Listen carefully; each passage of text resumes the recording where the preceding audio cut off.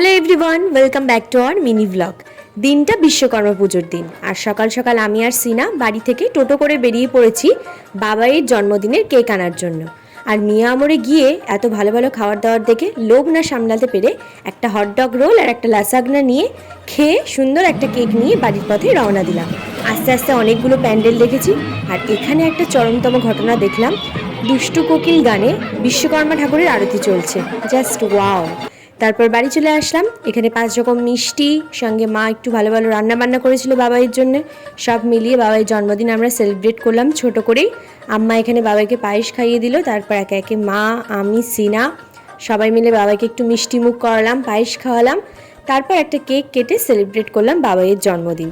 আজ বিশ্বকর্মা পুজো, আর সাথে ছিল অরন্ধন। তাই পাশের বাড়ি থেকে আমাদের জন্য একটু অরন্ধনের খাবারও দিয়ে গেছিল। ভিডিওটা এই পর্যন্তই। ভালো লাগলে লাইক, শেয়ার অ্যান্ড সাবস্ক্রাইব করে দিও আমাদের চ্যানেল।